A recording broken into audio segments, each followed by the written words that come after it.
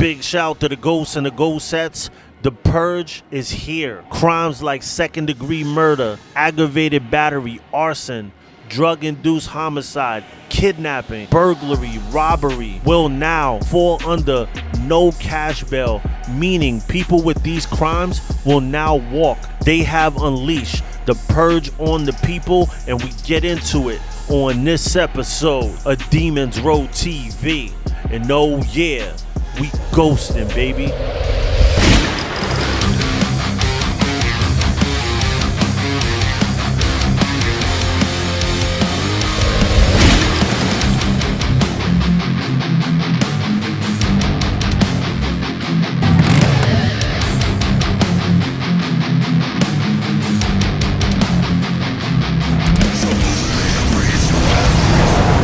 Big shout to the ghosts and the ghost sets. Welcome to Demons Row TV, the holy grail of MC culture, where we cover everything motorcycle and motorcycle club involved. I'm Sose The Ghost. I'm your host for the evening, and the Purge has been unleashed. And I want to see all of these people that swear they're so tough, when it really goes down, who is gonna stand tall?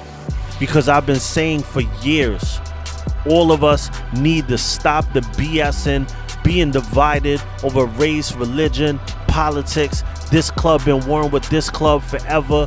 When are we gonna put it all to the side and watch things like this? Chicago, Illinois is going to turn into a zone where it's gonna just be anarchy. Let's get into this footage and really break down what this Safety Act, aka we're gonna call it the Purge, what it's all about.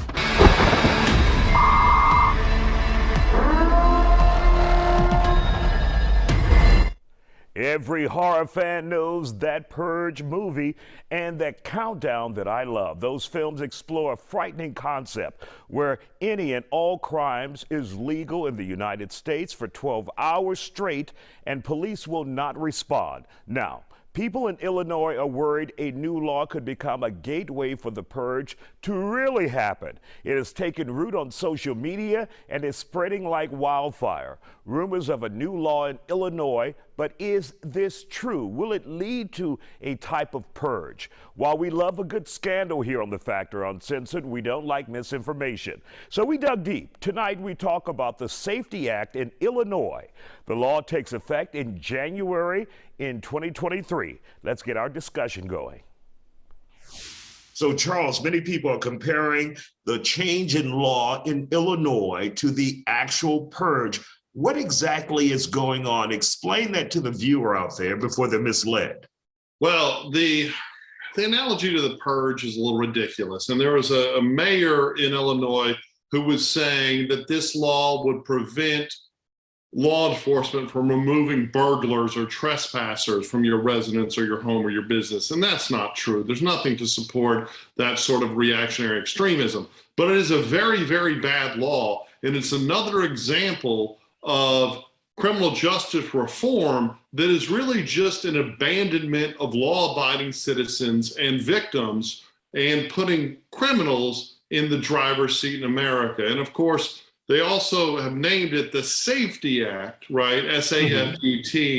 That is obviously another example of, and something Democrats and Republicans both do, but the Democrats have been doing it a lot lately, of naming legislation something that it doesn't at all do. In fact, it makes Illinois less safe. And then what it's done is it's stripped the judges of the discretionary analysis designed to allow them to set an appropriate bond on an appropriate charge. And for a frightening number of charges, it basically says they have to be released, including murder.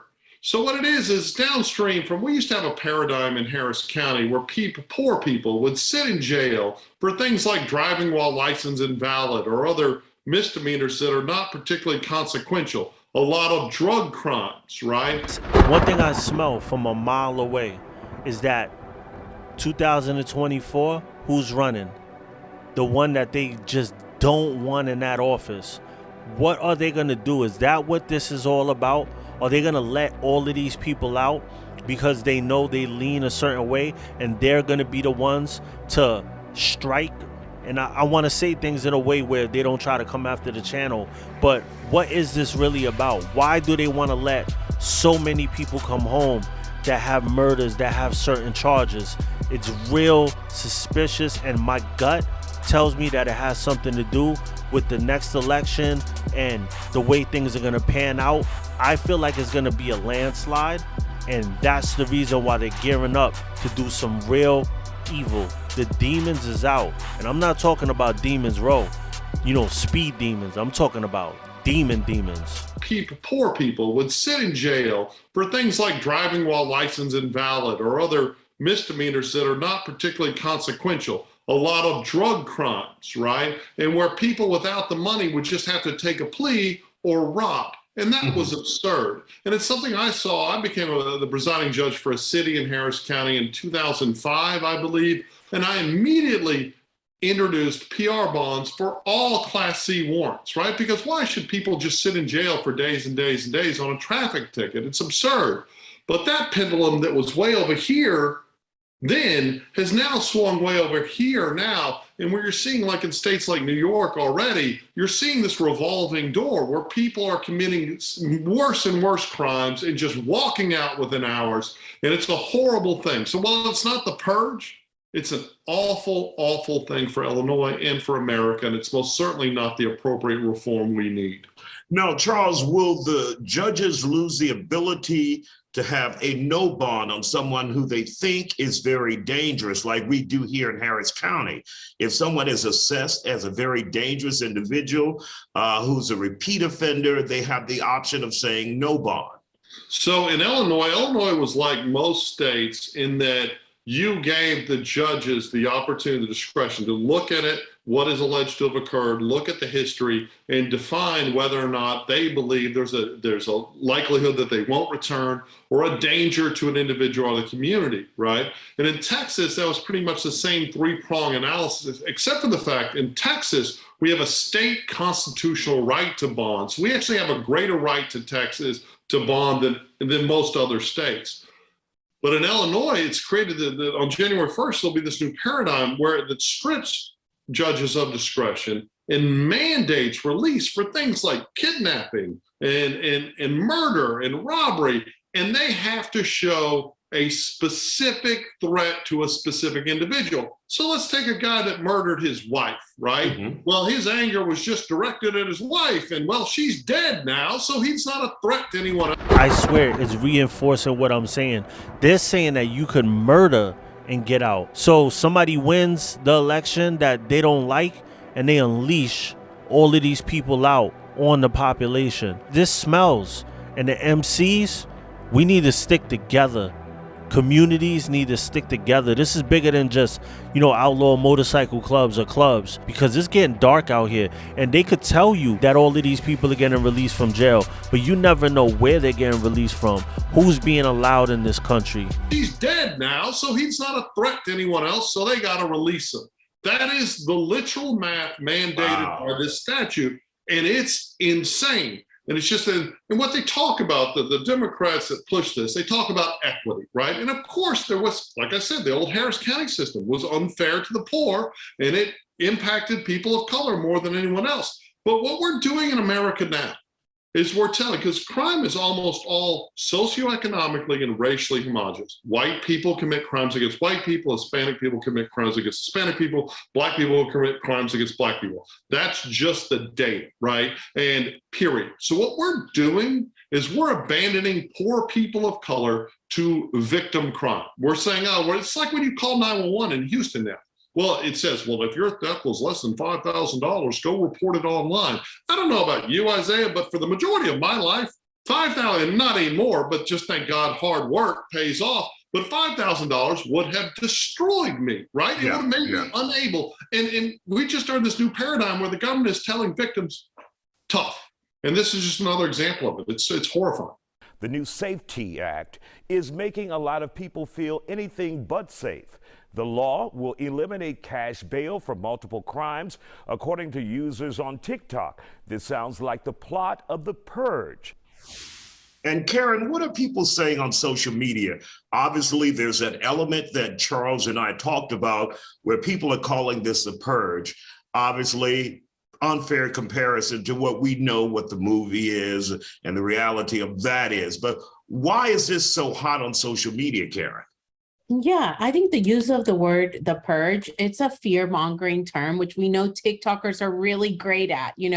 TikTok is the trend-setting platform of social media. It is where trends start. It is where things just kind of take shape and then evolve onto the other platforms. It is great for spreading not only terms, but in this case, awareness, which is actually a good thing. And through the years, we know that social media has promoted social change, has been a really pivotal part of social awareness and awareness to social injustice. And it's been, the precedent to change. And so in this case, I think that the TikTok users are just trying to create awareness and really trend with this topic because it is almost a red herring there, right? Exactly. TikTok is getting so strong they're using that as a source. But who runs TikTok? China. Sounds fishy, don't it? And it's crazy because TikTok is a place where anything I say, I get banned. I'm on my 4th 5-day ban for just talking about MCs. Anybody who talks about any kind of group that could form some type of resistance is an enemy to them. And they just shadow ban you or ban you. And, I haven't been completely banned, but I'm getting banned for just talking about clubs. If I lived in Illinois and I heard about this happening in my community, I'd want to get the hell out of there as soon as possible. And so, kind of going into what Charles was saying, we have to just bring this all the way back to the justice system and determine, hey, are we doing the right thing? But I think, this is how it's being presented to the people. It is being presented as the purge. And it's really creating a lot of fear. And Charles, do you see this form of social justice reform spreading across the country? Well, I think it's important, right? I think it's important that we have a ability to exercise our voice. And I think social media does that. I don't TikTok, right? Maybe I'm too old at 50 years old. Maybe I should set up or get with Karen and set up a TikTok. But I obviously Instagram quite a bit. Do think that there are negatives and positives, but I do see social action in the political theater as a positive, right? Because what we have here is this movement amongst many on the left, right, to try to force feed people stuff that doesn't make any sense, right, in the name of equity. And you have the very people they're supposedly allegedly helping are the ones they're abandoning. The only ones that are being helped by this are criminals, right? And they could have very easily said, hey, for misdemeanors, we're going to have no cash bail. We're just going to have PR bonds and we're going to have supervision when we see it's necessary. But they did. They went all the way up the chain to second-degree murder. And it's insane. And it does create this situation. We're seeing it all over America. Even our mayor here was trying to parse the crime data and say, well, Houston's not the most dangerous. Crime is out of control. And while there are many problems on the conservative side of the fence, there's many things that the Republicans do very, very, very wrong. But at some point, it's time for the media to put a spotlight on what the Democrats are doing wrong. And what we can't have is this kind of media complicit bias. We need everyone, a single voice, saying crime's out of control. I don't care what party you're in. I don't care what your politics are. Victims matter. So you let me know what you think in the comments. I think that we need to start preparing ourselves on all kind of levels to really look in the mirror and really start understanding that our neighbors, our people that we just walk by and don't say nothing to, the club members that fighting within the clubs, we need to get bigger than that, fighting with our own family. We need to really stick together. Prayers go out to everybody in Chicago. It is about to get dark out there. If you have the option to move out of major cities, you have to get out of there. Seriously, if you're in Chicago, New York, those kind of places, you have to get out of there. It is no longer safe. If you want to wear a real man's mask instead of that Purge soft looking one, get you a Ghostaveli mask. You could get those now at www.demonsroad.com. Thank you for tuning in to Demons Road TV, the holy grail of MC culture. Like, subscribe, and comment. And oh yeah, we ghosting, baby.